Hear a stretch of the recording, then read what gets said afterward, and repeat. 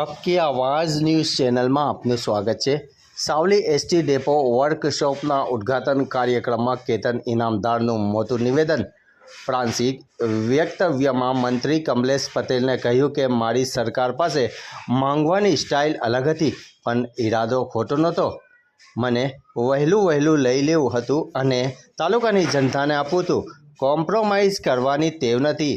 સમાધાન પોતાની જાત માટે કરી શકું પરંતુ પ્રજાના પ્રશ્નો માટે નહીં। સાવલી તાલુકાના વિકાસ માટે સ્પષ્ટ વલણ। કેતન ઇનામદાર 6.5 કરોડ જનતાની ચિંતા ભાજપ સરકાર કરે છે।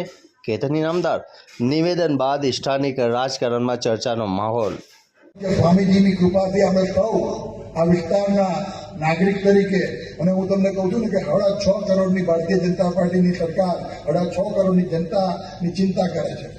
હા, મેં કીધું હમણાં અમારા મંત્રી સાહેબને, સાહેબ થોડીક માગવાની સ્ટાઇલ અલગ હતી, પણ ઈરાદો ખોટો નહોતો।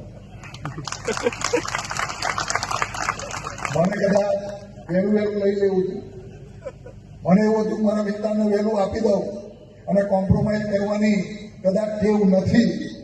સમાધાન હું મારી જાત માટે કરી શકું, મારી પ્રજા માટે નહીં કરી શકતો, મારો વીક પોઈન્ટ છે। પણ દિલથી હૃદયથી 13 વર્ષની અંદર આ સાવલી ડેસર અને સાવલી નગરના પ્રત્યેક વ્યક્તિની ચિંતા મારી ભારતીય જનતા પાર્ટીની સરકારે કરી છે। આ પ્રસંગે હૃદયથી એમનો ખૂબ ખૂબ આભાર માનીશ। આપ સૌને આજના આ ડેપોના લોકાર્પણ પ્રસંગે હું અભિનંદન પણ આપું છું અને આભાર પણ